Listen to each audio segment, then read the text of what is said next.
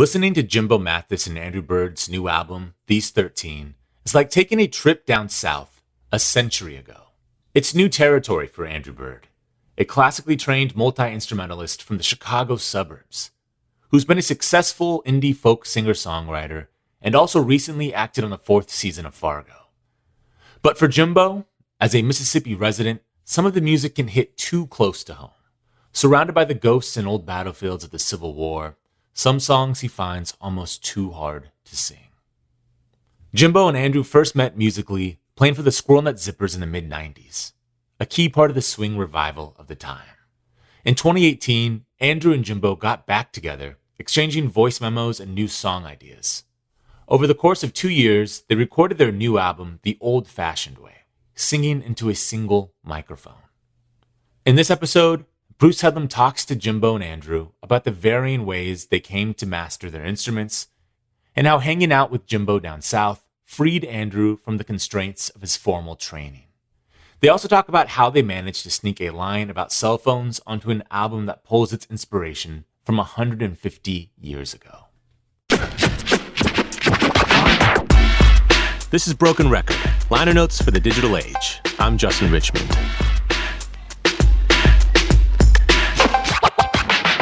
Here's Bruce Headlam with Andrew Bird and Jimbo Mathus. You've got this terrific new album, These 13. So let's just talk about how this album came about. What was the genesis of it? I've always wanted to make this record for the last 20-some years. You know, Jimbo and I worked a lot together in the late 90s, and I always just wanted to get him alone with me to do a stripped-down duo record, because he just has something in his playing and his singing and his musicality that brings something out in me, for one, and it's also, I just feel like people need to hear it. It's kind of a lost touch that he has with phrasing, and that's kind of been ironed out of music since the advent of radio and the music industry. But I just haven't really, had the right moment to bring him out here and to do this project. So it took me quite a while to get around to it. But once we did, what surprised me is how much writing we did together, what a collaboration it was. I thought it was just going to be us doing a bunch of Mississippi Sheiks covers and Charlie Patton covers, and it turned into a big writing collaboration, which was kind of a revelation. Yeah, I mean, Bird, he kind of sketched out the idea to me, but he was like, do you have a couple of songs maybe you could send me? So, I mean, I ended up sending him probably 20 songs or something. I mean, just because I like to just throw ideas out, And so it kind of started taking more shape that way, like he described, and became a much more personal and original record, I think, than either one of us envisioned at the time. How much we enjoyed it and how easily we were able to cobble these songs together. And of course I knew playing would be no problem, and recording, and we've always had that. Now, when you guys were playing in the 90s, you were doing swing. Andrew, how did you know this was something you wanted to do with Jimbo? Were you backstage one night and he started playing a song and you thought, that's the sound I want? Yeah, when we met, I was aware of the Squirrel Nut Zippers, their first record, and I met him in North Carolina when I was at a festival there. We were both into this early 20th century American music, and for the Zippers, there was just this convergence of a strange national trend, popular trend with that they were on the same path of, but there was way more going on there than just pop culture thing. Because I really think of the Zippers as not so much a swing band as like one of the many eccentric Southern bands, like, say, the B-52s, or, I think of them more in like a broader sense than just that era of swing dance lessons and martinis and whatever. I mean, Jimbo would invite me down to North Carolina and down to New Orleans, and was introducing me to all these eccentric folks and playing music all the time and kind of hard living and wild life. But when he brought me down to New Orleans to do songs for Rosetta, which is his tribute record to Charlie Patton and to his daughter Rosetta. Then that's when I got really turned on to Charlie Patton, which is Jimbo's sort of personal touchstone, I guess, creatively. And it was less of a swing thing and more this sort of strange, exotic Southern music from the early 20th century. And that's where really the idea for this record started, was that I just wanted to sort of show people what Jimbo was doing, that maybe in other projects of his you don't quite hear as clearly. And like Andrew said, I came from a real rural area with a lot of family music. So the whole folk music thing, it's just odd that we met over the era when he was both interested in the early jazz, vaudeville, cabaret, and so was I, incredibly interested. Neither one of us has done that particular style since then. But in our meetings and our hangouts back in the 90s when he would come to North Carolina, we would do like I did growing up, which was sit out under the tree and just share songs, from the folk canon. Now, Jimbo, your parents started you out on mandolin, is that right?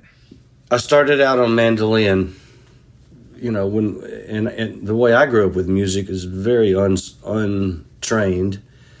I play by ear like Andrew, but coming from a different side, it was just social music. There was no microphones or stages or anything or audience. It would just be the family and the friends.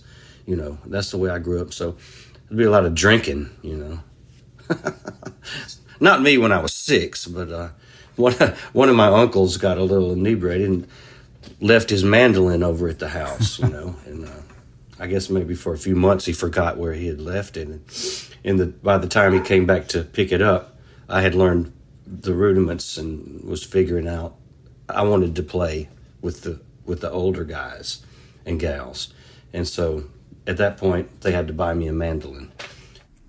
But your parents weren't musicians, right? It was just a tradition in your family. Yeah, they weren't professional musicians. No, not at all. But they were quite good. And really just the social reality of music and just doing it for your own entertainment, your own enjoyment. It's like a pre-TV lifestyle, something to pass the time. Of course, you do play funerals and family reunions, important milestones. That's where we would perform, and that's where we would set up camp. And hours and hours and hours of music would pass, and sometimes days, of just playing music, singing music, socializing, and learning these songs and sharing the canon. So I probably knew a couple hundred songs by the time I was 12 years old, just the roots. Now, Andrew, you come at this music from a completely different direction. You were classically trained. Mm-hmm. I think you went to the conservatory at Northwestern. Yeah, I grew up on the North Shore of Chicago and did the Suzuki thing from early age, which is sort of a prefab oral tradition, if you think about it. It's a method, by this Japanese doctor to teach children at a young age to learn music the way they learn as they're learning language. So you're learning, Mozart, Bach, but also Go Tell Aunt Rhody and, folk songs. And so I didn't learn to read music until high school, and it was a bit trial by fire. And by that time, my ear was so big I could learn faster by ear. And I went through conservatory. That was, I was always kind of bucking against the tradition, and it was social. But it wasn't until I started going to like Irish music sessions on Sundays when I was in college and drinking a Guinness and everyone's sharing tunes, where someone would start a tune, and by the time the third or fourth time it goes around, you've tried to figure out the nooks and crannies of that melody. So that was, very much more of a relaxed social type of context like Jimbo's talking about, compared to like during the weeks being in orchestra. What interested me listening, though, is your tone on the violin. Because it's one thing to learn the notes, but you have a very different tone playing this kind of music than you often do in your own music. It has a more country kind of flavor. I, remember when I was a kid seeing, Yehudi Menuhin and Itzhak Perlman trying to do jazz. It wasn't all that successful. No offense to Yehudi Menuhin, he really didn't have the gypsy soul. No.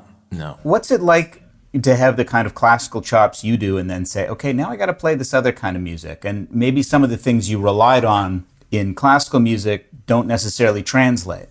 Yeah. I mean, from an early age, I would listen to something on the radio and I would try to play it because that was how the Suzuki thing worked. It was like a one-room schoolhouse, just learn the repertoire by ear. But that age of from 18 to 22, I was just ravenous for new kinds of music to learn. And I did have to, playing with drummers did help me kind of break up the phrase and be my own drummer. And playing the Irish music, you have to play your own backbeat with the way you're bowing. And it's a feel thing. It's not like Yehudi Menuhin trying to play jazz. That's like a transcription of maybe a Grappelli solo or something that he might be playing. And it's just, I tried to do that first. I got a book of transcriptions of Stefan Grappelli solos, and I was trying to read it. And it, of course, doesn't make any sense musically.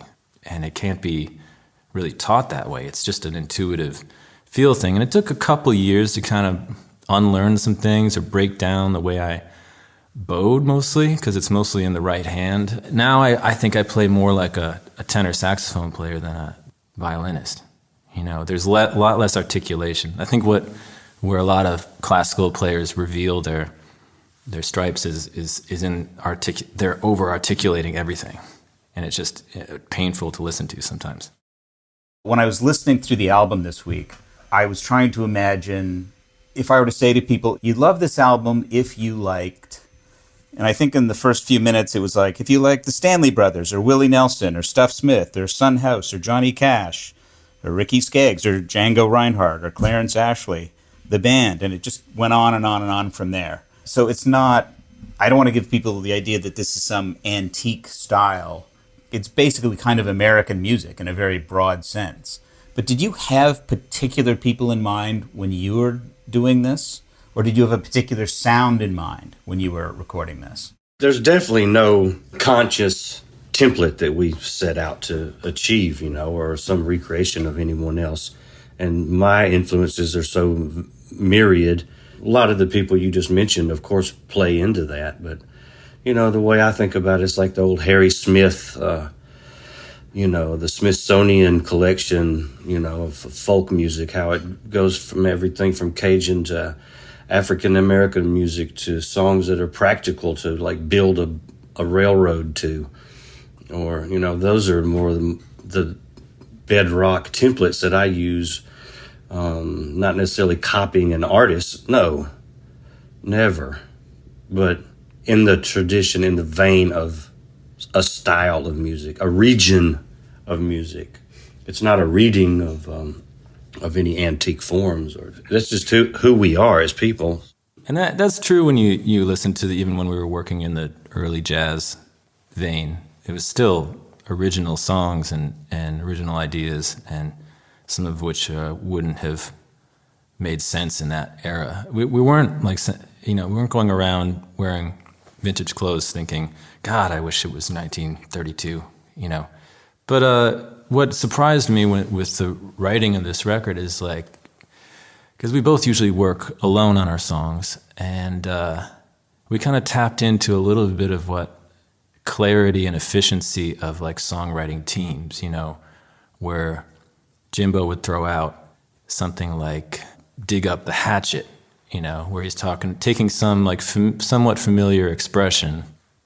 We have the expression bury the hatchet, and he's like, let's dig it up. Let's have a real knockdown, drag out fight just because it maybe is an aphrodisiac or whatever. I don't know what he's thinking, but I take that idea and kind of run with it, and because I see exactly what he's doing. If it was in one of my own songs, I would have this obtuse internal conversation. But when it's two people immediately externalizing their ideas, then there's a kind of a nice, clear, bouncy conversation going on with the lyrics. And it came together so quickly and gratifyingly compared to the internal torture that we go through to write our own songs sometimes, you know. You know, that might be my favorite song on the album. I think it's my favorite lyrics on the album.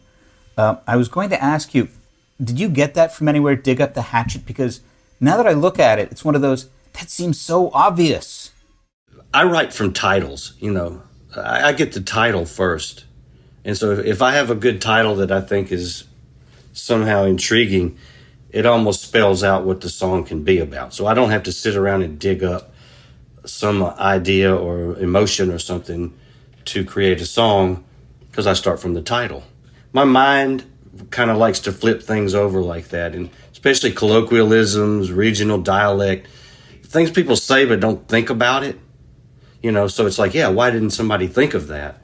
Well, I mean, that could be true of any great song, you know, but that one is particularly cool in the language that it flips on its ear. But I had the title Dig Up the Hatchet laying around in the notebook for probably, I don't know, maybe 15 years. Really? But I have to ask you, do you remember thinking of the phrase? Yeah, of course I do. Do you remember where you were? I was in Clarksdale, Mississippi, in my grandmother's driveway. You know, it made me chuckle. So I knew there was something there. And so as Andrew and I progressed in our writing, I realized, well, shit, I can just go back and just dig up some old song titles, and I might have a scrap of a napkin or something that had, I think that was the fewest lines of anything I sent him. He, you know, had 2 or 3 lines. You did have that bit of the bridge where it's The cell phone thing. Mention the pictures you found on my phone, which I raised an eyebrow at first because I thought that that seems almost too current. But I like it now. I think we needed some of that. Well, that was the other line I wanted to ask you about, because, you know, with songs, even with modern songs, people like older technology. People want to write about trains and Cadillacs. I think actually Rick Rubin had this conversation with Jack White on our podcast, because Jack White was trying to figure out how to put Tesla in a song, and he's like, it just doesn't work. But somehow in that song, it's the line about those photos you found on my phone. It works. It may be the first example of like new technology in an old song. I thought it was so great. You know, it's just, I was just thinking, well, what are the things that cause the most conflict? Cell phones causing more problems with people, you know. It's like the biggest contributor to, you know, arguing and things like that. And yeah. So it seems like the most obvious thing that somebody would bring up when you're digging up the hatchet, you know. And yeah. I thought Bird might just take the line out, but I mean, I didn't have but a couple of lines. I thought about it for a minute. I don't know, that kind of stuff, like... you know, before you had the lone gun songwriter, singer-songwriter, the Dylans, the Joni Mitchells, they were songwriting teams. And there's a certain division of labor and the sort of conversation that is kind of appealing. Yeah, you can make a simpler song that way, actually. You can boil it down to the bone, because you're not stepping on each other's toes, you know. It's a clean line. You cover a lot of, you know, psychological territory. The lyrics start in L.A., which is that where you did the writing? That's where I was located, and Jimbo was in North Mississippi. But he started writing that song in L.A. based on his observations as someone not from there, seeing just how shocking the homelessness was in such a prosperous tourist destination spot such as downtown Hollywood. And then... he pretty much had that song fully written and recorded before, but I heard that line, look down and see the stars, look up and see the gold, and I thought, that is like, that line is gold. That's like your John Prine, like it contains multitudes in a few words. So I grabbed onto that, and that kind of sets the stage for the whole record, in the sense that here's Jimbo, you know, coming from his environment as a songwriter and observer, and this is what he sees. And then I wrote a verse that says what I see, which is, as someone who lives basically in this neighborhood and drives my kid to school through it, every day, the people that live there that are seeing it and trying to keep their humanity, and when they see such inhumanity, and not be numb to it. And so that was the flip side that I was trying to offer to the song. It was a great flip side, just don't, if you look away and you close the blinds, then even though you can't maybe change what you see, but if you look away and ignore it, then you are doing a disservice to your fellow man, And if you look away, you won't see an avenue of help. You won't see an avenue to, when it opens up to you or it appears to you, to actually make a difference. So it is a beautiful verse there that he wrote. A lot of the lyrics I found very direct, very vulnerable. Certainly Andrew maybe more direct and vulnerable than you're used to writing. Was that also a product of working with someone else? Yeah, I think, like I was saying, like in my own internal conversations that become my songs, it can often be a long, drawn-out process. The ones I write fastest are the most direct, but the ones that take years to write are very layered and psychologically complex, and working with Jimbo was kept things more closer to the surface, I guess you could say. I want to ask you a little bit about a couple of the songs. Sweet Oblivion, how did that come about? There's a couple songs that were all Jimbo or all me, and like Beat Still My Heart was all Jimbo, and Sweet Oblivion was something I'd already written before that I just thought made sense for the two of us to play. I tried to make it for My Finest Work Yet, and it didn't come out quite right. I think the good thing about that one was I was able to put that North Mississippi hill country guitar in there. I mean, that was a real, something that really worked with that. Yeah. Jimbo's touch on the guitar is allows very simple things to be remarkable, as opposed to just kind of simple or boring, Can you tell me a bit what you meant by that guitar style? It's just one great thing about the Deep South. Still to this day, there's regions of styles of music that haven't been erased or ironed out, as Andrew said earlier. So there's a little pocket of African American blues music that's based in northeast Mississippi, in the hill country up there, they call it. And it's usually would be, they didn't have a lot of instruments, so it would be a solo guitar piece. But it's very rhythmic, and it's mostly on the bass notes. There's not a lot of treble in any of my guitar playing, but it's a rhythmic drive of a way to approach a guitar. And it comes from like the old fife and drum tradition before they even had guitars. I mean, we didn't have guitars down here till after the Spanish-American War, when the veterans brought them back as souvenirs, the black soldiers. And that's a style they developed up here. They call it the hill country style. Just like kind of droning, groovy, interlocking, not so much soloistic, and just kind of interlocking patterns and grooves. A little bit like North African. Very much so. It's very much from the west coast of Africa. So we're talking Mali, Senegal, but that's the African Americans that were settled here as slaves. That's where they were from, by and large. And so they translated the memories that they had, and then the banjo playing, which was before the guitar, they translated that into a dance social music. But it fit perfectly with Sweet Oblivion, the style. So I'm basically just doing what some gentleman up here would have done, like Junior Kimbrough or R.L. Burnside or Mississippi Fred McDowell or somebody. I'm accompanying him in that style. It worked really good.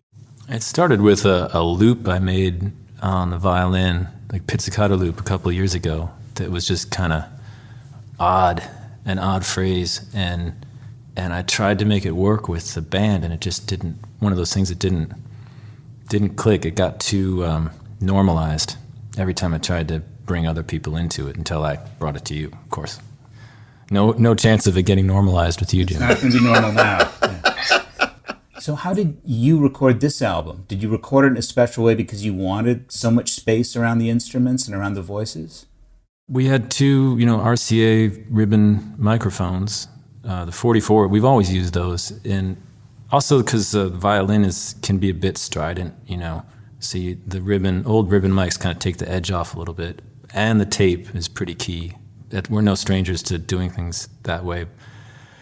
We didn't really have time for overdubs or to overcomplicate things. I'm a fan of realism in recording, I can see right through productions, the conceit of certain choices being made in producing a record. The biggest choices you make are like what instrument is within arm's reach, and that there's that initial choice, but I don't like the post-production choices. I can hear them. They're so transparent, And to keep things in the realm of performance, is important. Yeah. Can you talk a bit about Stonewall 1863? You mentioned performance, and it's a very different kind of performance on this album. Yeah. I was watching the Ken Burns documentary on the Civil War. That's something I'm sort of haunted by and return to all the time just because of where I live and the battlefields and the history that's here. It was just a line that was Stonewall Jackson, the general. It was his dying words. Let us now cross over the river and rest neath the shade of the trees. And I heard the narrator say that on the documentary. So what is such a beautiful way to go, no matter, and he's shot and shattered and his body's tattered and torn, they're all blown apart. That one just really went, I've really never sung that song before. It was just one of those moments, I don't really want to sing that song too much. It's like, it's almost too painful for me just back in my chromosomes somehow. I'm also basing it on, like, they call it in church, the primitive churches, when you're lining the songs out. So the preacher will say the word, the phrase it's about to be sung by the congregation. He says the next line that he wants them to sing in real time. And so I incorporated some of that old hymnal shape note singing in there, where I say the line and then you sing the line. And Viola had the idea to just take all the music away and just hum, and in a way that's one of the most important parts of the album, just our two voices, just not even saying words, just syllables or just a hum under your voice. Yeah. I mean, it's funny you mentioned the Ken Burns thing, because you'd think your inspiration is coming from, the soil down there, but not a PBS documentary. But nonetheless, it's like an incredible document, that film. And it was huge for me, too, because I learned that there was like a kind of like a hit folk song that came out of that documentary. Ashokan Farewell. Yeah, which was written by Jay Unger, like a guy in upstate New York. And I became obsessed with it. He's a fiddle player, right? Yeah, he's a fiddle player. He and his wife, Molly Mason. And they were on Prairie Home Companions a lot in the, when was that? 90s, which I listened to religiously at the time. And that song, I owe them royalties, because I played that for every wedding, every funeral, everywhere, and people just, I always felt something when I played it. It was just strange that like this modern folk tune was so impactful, and also paid my rent for the first, when I was in college. That and the Pachelbel's Canon pretty much kept you in soup. That when someone would come to talk to me about doing their wedding, they'd ask for Taco Bell Canon, and I would say, "How about not Taco Bell Canon? Let's do Ashokan Farewell instead. You'll love it." I do want to ask you about, in an album that has many songs about people on the other side, meaning death. Suddenly, you're just on the other side of a red velvet rope, but it seemed as impenetrable somehow. But "Beat Still My Heart," which I just thought was just a lovely song, it had a very different sound to me. I'm not sure what style of song that is exactly. I was watching a friend of mine who's about my age. I'm 53. I think we're about the same age. And He's a great musician, and he has been his entire life. He's very well known. I won't say his name, but he has pretty severe mental illness and psychosis. And I was watching him. I hadn't seen him perform in a long time, and he was on stage at a little bar down in the Delta. And he was actually just really having a really hard time on stage. He almost didn't know where he was, and he didn't know what he was supposed to be doing, type of moment in front of people. And that's what I wrote for him. Yeah, but that theme of the other side, you brought up something I didn't even think about, that it's not just someone being on the other side of the velvet rope, but in Three White Horses, we're talking about the other side. I've been obsessed with the line over the years, and it pops up on almost every record, of the fatal shore and the crossing the river to between the threshold between life and death, or any kind of threshold, has been always like a constant undercurrent in my writing. And you only think about these things in retrospect when you have to talk about them when the record comes out. But yeah, it's interesting how much that comes up. Can you tell me, Jimbo, you had trouble with that song before. What was it about this collaboration that made it possible for you to do that song?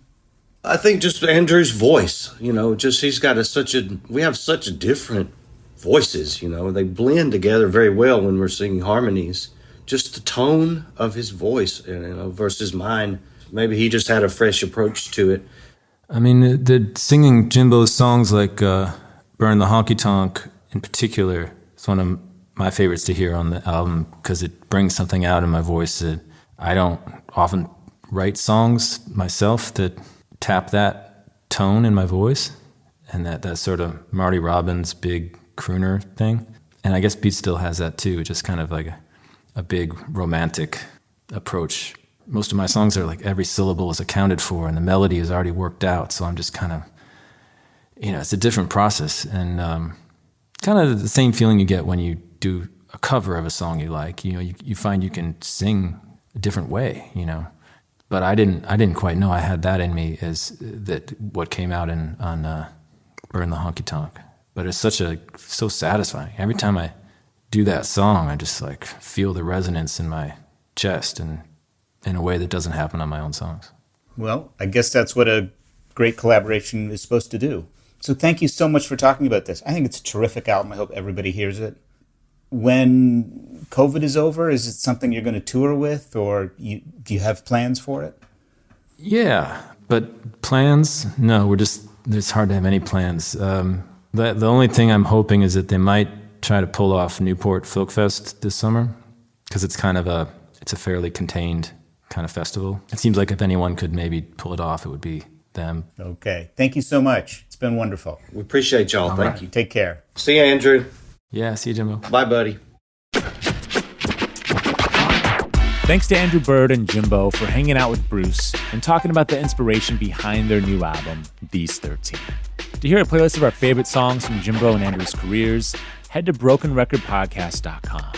Be sure to subscribe to our YouTube channel at youtube.com/brokenrecordpodcast, where you can find extended cuts of new and old episodes. You can follow us on Twitter at Broken Record. Broken Record is produced with help from Leah Rose, Jason Gambrell, Martin Gonzalez, Eric Sandler, and Jennifer Sanchez. With engineering help from Nick Chafee, our executive producer is Mia Lobel. Broken Record is a production of Pushkin Industries. And if you like the show, please remember to share, rate, and review us on your podcast app. Our theme music's by Kenny Beats. I'm Justin Richmond. Peace.